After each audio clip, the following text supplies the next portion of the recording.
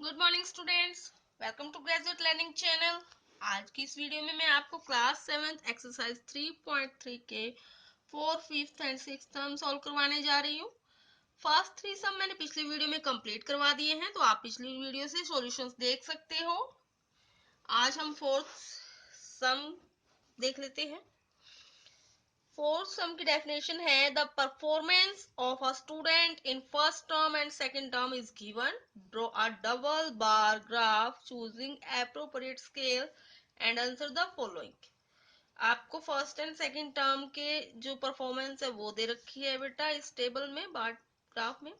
तो आपको bar graph बनाना है, ठीक है। ये आपको टेबल दे रखी है टर्म्स के नंबर की।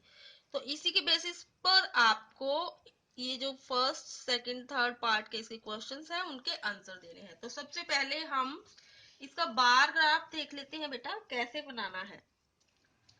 तो देखो बेटा, बार ग्राफ बनाने के लिए आज मैं कॉपी का यूज कर रही हूँ ताकि आपको क्लियर हो सके। तो मैंने पहले से ही कलरफुल बार ग्राफ तैयार कर लिया है ताकि आपका टाइम सेव हो सके। इसको बनाना कैसे है बेटा, देखो आपको ये जो मार्क्स दे रखे हैं इसमें बेटा, ये देखो कितने तक है, 95 तक है ना। इसका मतलब आपको 100 तक ये स्केल यूज करना पड़ेगा। 1 सेंटीमीटर आपको 10 मार्क्स के इक्वल ले लेना है। तो देखो बेटा, 0 इस कॉर्नर से स्टार्ट होती है। 0, 10, 20, 30, 40, 50, 60, 70, 80, 90, 100 तक हमने ये 1 सेंटीमीटर के दूरी पर ये 10 निशान लगा लिए। 100 तक की काउंटिंग के, ठीक है। 10 का इसमें गैप है। अब ये बार ग्राफ कैसे बनाओगे बेटा, आपको English, Hindi, math, science, social science 5 subject दे रखे हैं। तो इक्वल इक्वल दूरी पे आपको 5 ये मार्क्स लगा लेने हैं क्योंकि 5 ही ये सब्जेक्ट दे रखे हैं। आप 2 सेंटीमीटर का ले सकते हो या 1 सेंटीमीटर में भी आप बना सकते हो। ये गैप आपको देख लेना है कि आपको कितना बड़ा आपका बार ग्राफ पे आपको इजीली पता चल जाएगा क्योंकि बार ग्राफ पे तो बॉक्स बने होते हैं, ठीक है। अब आपको करना क्या था बेटा, इंग्लिश में देखो बेटा 67 यानी कि 70 से कम, तो ये हो गया। और सेकंड टर्म में 70 है तो 70 के इक्वल हमने ये बॉक्स बना लिया। अब आपका हिंदी का था 72 था बेटा, तो 70 से ऊपर थोड़ा सा इसको ले लिया। और ये 65 था तो 60 से ऊपर। आपको स्केल जब आप नापोगे ना उससे आपको इजिली इसकी लाइन बीच में 5 वो मिलेंगी लाइंस, ठीक है। तो उसके बेसिस पे आप इसको मिला लोगे। इसके बाद थर्ड वाला आपका 88 था तो 90 से थोड़ा सा कम, 2 पॉइंट कम, तो आपका 88 हो गया। और जो सेकंड टर्म में था 95 था तो बेटा 100 और 90 के बीच का आपका 95 आ जाएगा, ठीक है। साइंस का आपका 81 था, 80 से थोड़ा सा ऊपर, ठीक है। और 85 तो ये 80 और 90 का बीच वाला।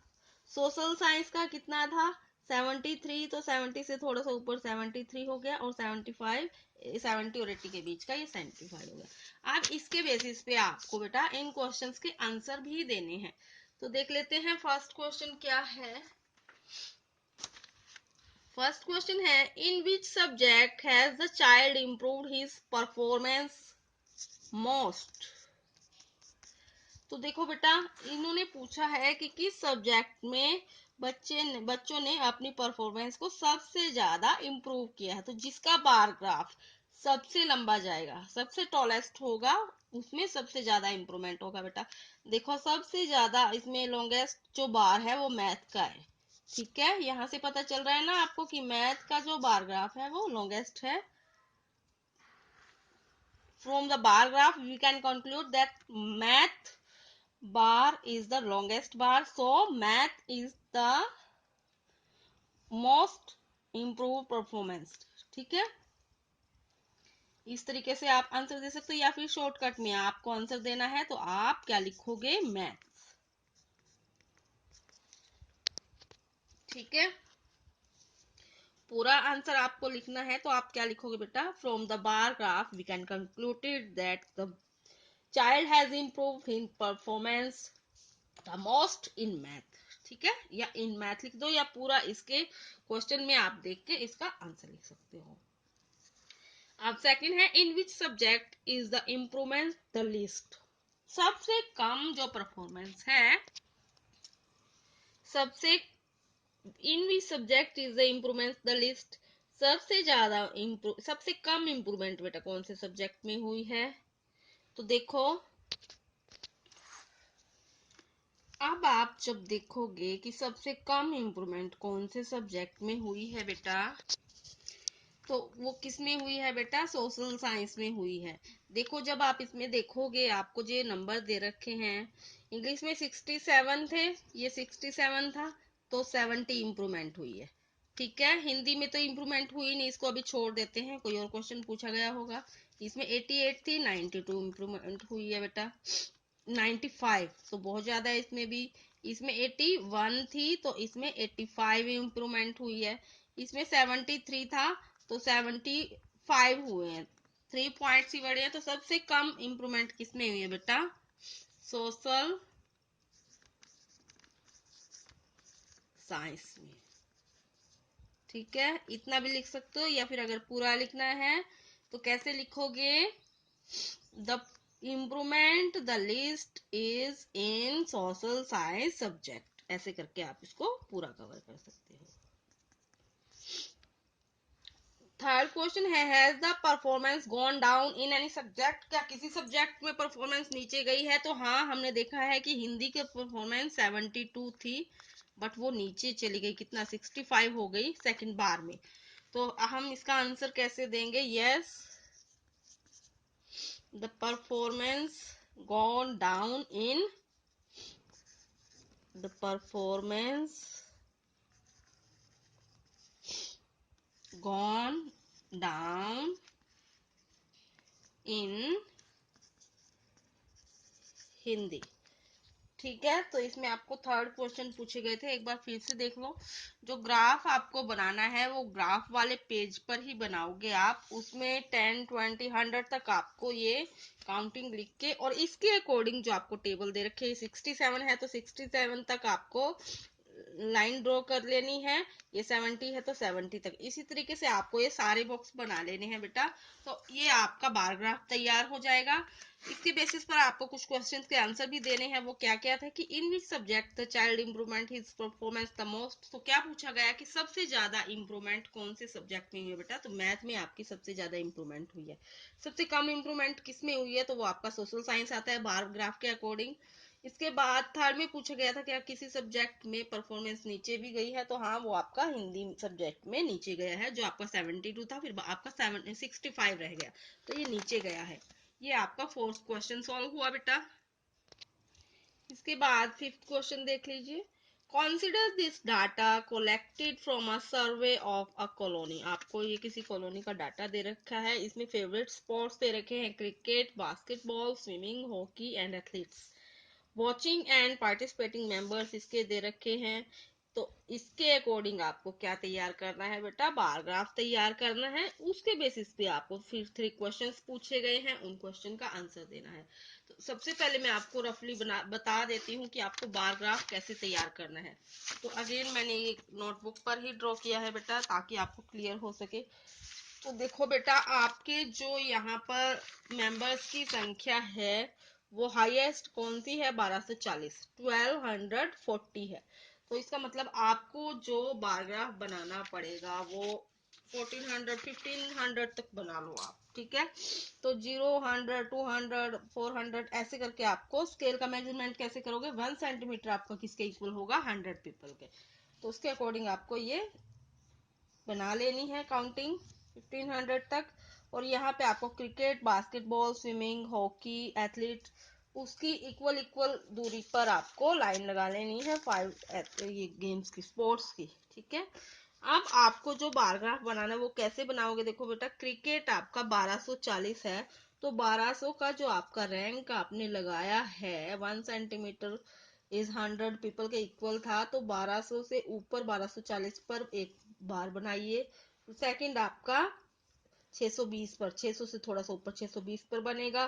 फिर आपका ये क्रिकेट का था बेटा, अब बास्केटबॉल का कैसे बनाना था, ये 470 बनेगा, और ये 320। इस तरह से आपको सारे बार ग्राफ तैयार कर लेने हैं।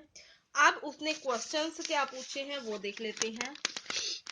Draw a double bar graph choosing an appropriate scale. Draw हमने कर लिया। Do you infer from the bar graph, तो क्या हमें बार ग्राफ से पता चलता है, वो हमें इस फर्स्ट पार्ट में आंसर देना है।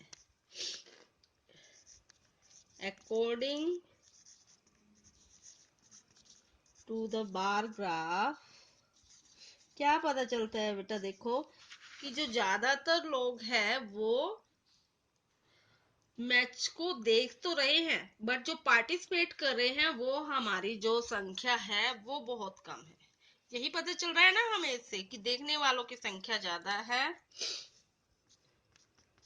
It can B concluded that watching members are more than participating members in sports। ठीक है, तो ये लाइन आप अपने तरीके से भी दे सकते हैं। क्या कैसे? According to the bar graph it can be concluded that watching numbers of people is more interesting, ठीक है, more than participating in numbers in sports, तो वो वाली संख्या आपकी ज्यादा है उससे। तो एक आंसर तो आपका ये हो गया। दूसरा आपको पूछा है which sport is most popular, तो आपको क्या कैसे पता चलेगा? जिसका बार ग्राफ आपका सबसे ज्यादा है वो आपका फेवरेट स्पोर्ट, सबसे ज्यादा पॉपुलर स्पोर्ट हो गया, तो क्रिकेट है ना। तो आंसर में क्या लिखोगे बेटा आप? क्रिकेट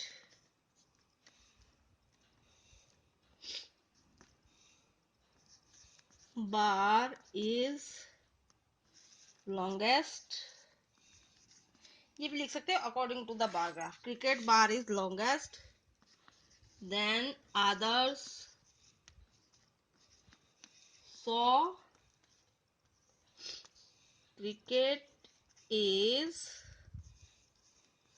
मोस्ट पॉपुलर स्पोर्ट्स, यही तो उसने पूछा है।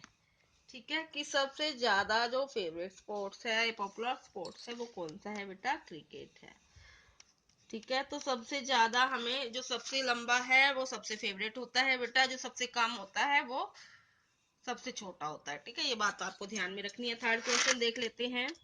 इसी का थर्ड पार्ट क्या है बेटा? Which is more prefer watching और पार्टिसिपेटिंग इन स्पोर्ट।